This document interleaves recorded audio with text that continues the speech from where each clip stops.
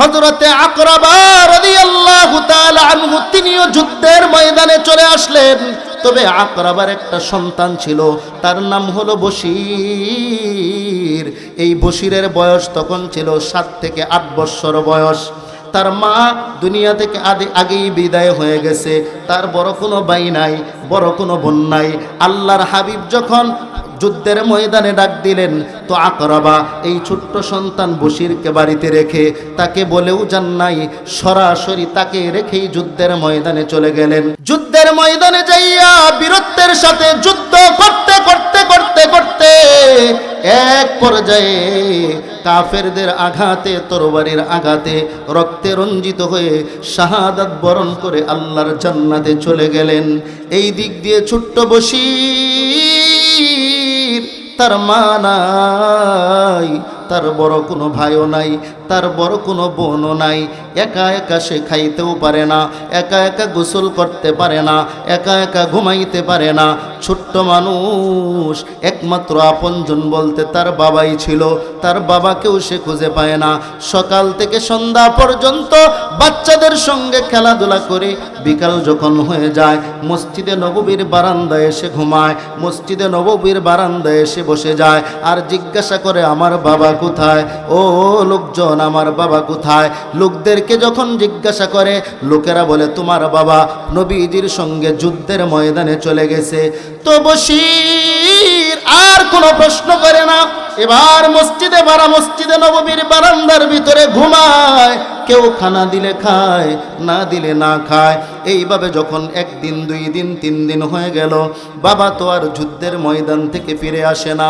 এবার বশির অপেক্ষা করতে করতে করতে করতে হঠাৎ করে একদিন খবর পেল যে সব সাহাবারা যুদ্ধের ময়দান থেকে চলে আসতেছে, মদিনায় আসতেছে।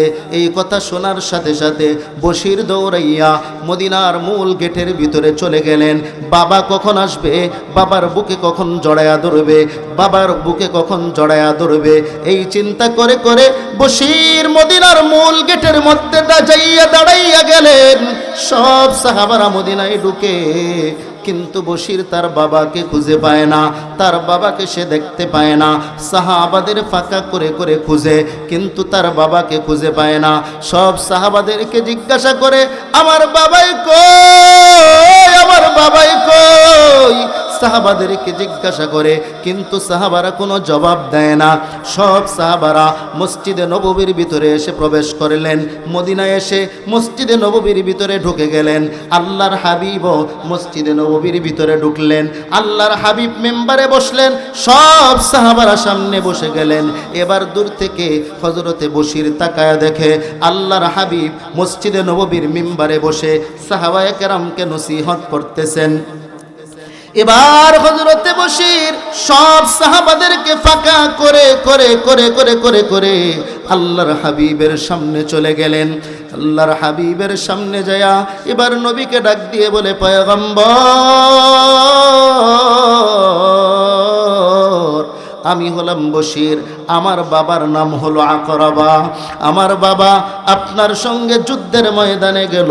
আল্লাহর পয়গম্বর, সব সাহাবারা যুদ্ধের ময়দান থেকে ফিরে আসলো, কিন্তু আমার বাবাকে তো আমি দেখি না।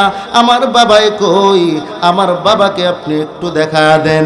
আল্লাহর হাবিব এই ছোট্ট বাচ্চাটাকে কিভাবে বলবে তোর বাবা শহীদ হয়ে আল্লাহর জান্নাতে চলে গেছে? নবী কোনো জবাব দিতে পারেন না।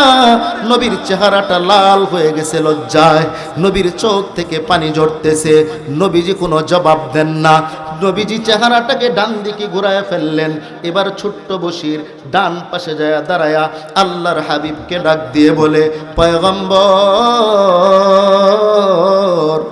আমার বাবাই না আপনার সঙ্গে যুদ্ধের ময়দানে গেল? একটু বলেন না আমার বাবাই কই? সব সাহাবাদেরকে দেখতেছি, আমার বাবাকে তো আমি দেখি না। আল্লাহর হাবিব এবারও তার প্রশ্নের কোনো জবাব দেন না। আল্লাহর হাবিব এবার চেহারাটা বাম দিকে ঘুরায় ফেললেন। বাম দিকে ঘোরানোর পর এই ছোট্ট বশির বাম দিকে যায় দৌড়াইয়া আল্লাহর হাবিবের বাম দিকে দাঁড়াইয়া গেলেন। দাঁড়াইয়া নবীকে ডাক দিয়ে বলে, পয়গম্বর একটু আমাকে বলেন না আমার বাবাই কই, আমার বাবাই কই? আপনি তো জানেন আমার বাবা সারা দুনিয়াতে আমার আপনজন কেউ নাই, আমার বাবা সারা দুনিয়াতে আমার আপনজন কেউ নাই, আমার বাবাকে আমি একটু এক নজর দেখতে চাই। আল্লাহর হাবিব এবারও তার প্রশ্নের কোনো জবাব দেন না, কারণ আল্লাহর হাবিব কিভাবে তাকে জবাব দিবেন, এই ছোট্ট বাচ্চাটাকে কিভাবে নবীজি বুঝাবেন?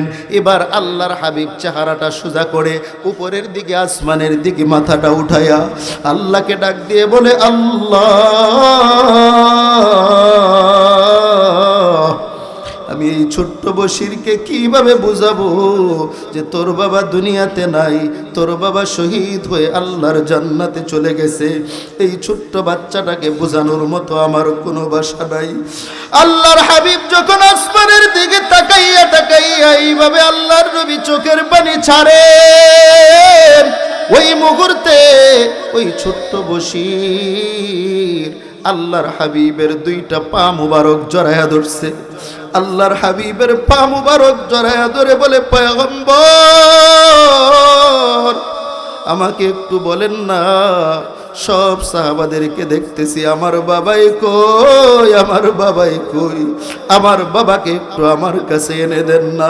আল্লাহর হাবিবের পা দুইটা যখন জড়ায়া ধরছে, এবার আল্লাহর হাবিব আর চুপ থাকতে পারলেন না।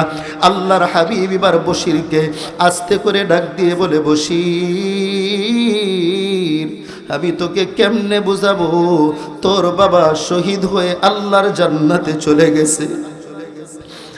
আল্লাহর হাবিব যখন এই কথাটা বললেন, সাথে সাথে হযরতে বশির দুই চোখ দিয়ে পানি ছেড়ে দিয়েছে। এবার বশির পানি ছেড়ে দিয়ে আল্লাহর হাবিবকে ডাক দিয়ে বলে, পয়গম্বর ওই যে দেখেন পশ্চিম আকাশের দিকে তাকায়া সূর্যটা ডুবে যাচ্ছে, আমি প্রতিদিন আমার বাবার হাতটা ধরে আপনার দরবারে আসতাম, বিকাল যখন হয়ে যাইত আবার বাবার সঙ্গে বাড়িতে চলে যাইতাম, আমার বাবা আমাকে গোসল করাইয়া দিত, আমার বাবা নিজ হাতে আমাকে খাওয়াইয়া দিত, রাতের বেলায় আমি আবার আমার বাবার বুকের উপরে মাথাটা রেখে ঘুমাইতাম, কারণ আমার মা ছিল না, আমার বড় কোনো ভাইও নাই, আমার বড় কোনো বোনও নাই, আমার বড় কোনো বোনও নাই। এজন্য আল্লাহর হাবিব আমার বাবা আমাকে সব সান্ত্বনা দিত, আদর সোহাগ ভালোবাসা দিত।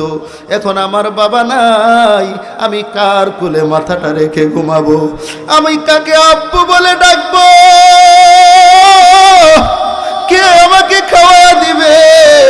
কে আমাকে গোসল করাইয়া দিবে? হাবিব আমি তো আজকে থেকে চির ইতিম হয়ে গেলাম, আমার মতো ইতিম দুনিয়াতে আর কেউ নাই। আল্লাহর হাবিবের সামনে যখন এই ছোট্ট বাচ্চাটা এইভাবে কান্না করে করে কথাগুলা বলতেছে, আল্লাহর হাবিব তিনিও তো ইতিম ছিলেন, আল্লাহর হাবিবের চাইতে ইতিম দুনিয়াতে আর কেউ ছিলেন না। এতিমের কষ্ট আল্লাহর হাবিব না বুঝলে আর কে বুঝবে? আল্লাহর হাবিবের চাইতে বেশি বুঝনেওয়ালা তো আর কেউ নাই, কারণ আল্লাহর হাবিব জানে একজন ইতিমের কি কষ্ট। আল্লাহর হাবিব দুনিয়াতে আসার আগেই তার বাবার ইন্তেকাল হয়ে গেছে, নবীজি দুনিয়াতে আসার আগেই তার বাবা দুনিয়া থেকে বিদায় হয়ে গেছেন, 6 বছর বয়সে মা ও দুনিয়া থেকে বিদায় হয়ে গেছে। আল্লাহর হাবিবের বয়স যখন 6 বছর হয়ে গেল, আল্লাহর হাবিব ছোট্ট ছোট্ট বাচ্চাদের সঙ্গে ময়দানে খেলা করার জন্য যায়। বিকাল যখন হয়ে যায়, সব বাচ্চাদেরকে বাবারা কুলে করে আদর করে করে বাড়িতে নিয়ে যায়। আল্লাহর হাবিব তাকায় দেখে সব বাচ্চাদেরকে তার বাবারা এসে নিয়ে যায়। আমার বাবাকে তো আমি দেখি না, আমার বাবা তো আমাকে একদিনও আমাকে নিয়ে যায় না, কোথায় আমার বাবা? আমার বাবাকে তো একটা নজর আমি দেখলাম না। বাবার কথাটা ভেবে ভেবে ভেবে ভেবে আল্লাহর হাবিব চোখের পানি ছাড়ে। ছোট্ট মুহাম্মদুর রাসূলুল্লাহ মাঠের এক কোনায় বসে বসে বসে বসে যখন কান্না করতেছে, এই দিক দিয়ে সন্ধ্যা হয়ে গেছে, হযরত আমেনা চিন্তায় পড়ে গেলেন যে আমার সন্তান এখনো কেন বাড়িতে আসে না। আমেনা যখন চিন্তা করতেছে, তো যখন মাগরিবের আজান হয়ে গেছে, অর্থাৎ যখন সন্ধ্যার সূর্য ডুবে গেছে, সূর্য ডুবে যাওয়ার পর এবার হযরতে আমেনা ঘর থেকে বের হয়ে গেছে ছোট্ট মুহাম্মদকে খোঁজার জন্যে। ঘর থেকে বের হইয়া রাস্তায় গিয়ে মানুষদেরকে জিজ্ঞাসা করে, আমার সন্তান মুহাম্মদকে তোমরা দেখছো নি? সব মানুষগুলা বলে মুহাম্মদকে চিনি না, তবে ওই মাঠের কোনায় দেখলাম ছোট্ট একটা বাচ্চা বসে বসে আব্বু আব্বু বলে কান্না করতেছে। হযরত আমেনা দৌড়াইয়া মাঠের কোনায় চলে গেলেন, যাইয়া দেখে ছোট্ট মুহাম্মদ বসে বসে কান্না করে, বুকের সঙ্গে জড়ায়া ধরলেন। এবার পয়গম্বর ডাক দিয়ে বলে, মা, সব বাচ্চাদেরকে বাবারা কোলে করে বাড়িতে নিয়ে যায়, আমার বাবা তো আমাকে নিয়ে যায় না। হযরত আমেনা চোখের পানি ছেড়ে ছেড়ে বলে, বাবা মুহাম্মদ, তোমার জন্মের আগেই তোমার বাবা ব্যবসা করতে গিয়ে আর ফিরে আসতে পারে নাই, দুনিয়া ছেড়ে বিদায় হয়ে গেছে। এবার মুহাম্মাদুর রাসূলুল্লাহ হযরত আমেনাকে ডাক দিয়ে বলে, মা, আমার বাবার কবরটা একটু আমাকে দেখাইবানি। এই কথা বলার সঙ্গে সঙ্গে হযরত আমেনা বাড়িতে চলে আসলেন। দাদা আব্দুল মুত্তালিবের কাছে বললেন, আপনার নাতি তার বাবার কবর দেখতে চায়। এই কথা বলার পরে দাদা আব্দুল মুত্তালিব বললেন, ঠিক আছে, যাও, তুমিও যাও, দাসী উম্মে আইমানকেও সাথে নিয়ে যাও। তিনজনে উটের উপরে বা ঘোড়ার উপরে উঠে আল্লাহর হাবিবকে নিয়ে যখন রওনা করে দিলেন বাবার কবর দেখার জন্যে, যাইতে যাইতে কবরের কাছে যখন চলে গেলেন, আম্মা জান আমেনা ডাক দিয়ে বলেন, ওই যে গাছের নিচে তোর বাবার কবর। এই কথা বলার সাথে সাথে নবীজি একটা লাফ দিয়ে কবরের পাশে বসে গেলেন। লাফ দিয়ে কবরের পাশে যখন বসে গেলেন, আল্লাহর হাবিব কবরের পাশে বসে এবার ফুফায়া ফুফায়া কান্না শুরু করে দিলেন। ফুফায়া ফুফায়া যখন কান্না করতেছে, ওই মুহূর্তে জিবরিল আমিনকে আল্লাহ তাআলা ডাক দিয়ে বললেন, জিবরাইল যাও, জিবরাইল যাও, আমার মুহাম্মদকে ফিরায়া দাও, আমার মুহাম্মদকে এখান থেকে সরায়া দাও। আমার মুহাম্মদের কান্না আসমানও সহ্য করতে পারে না, আমার মুহাম্মদের কান্না জমিনও সহ্য করতে পারে না, আমি আল্লাহও বরদাস্ত করতে পারি না, আমার মুহাম্মদকে ফিরায়া দাও।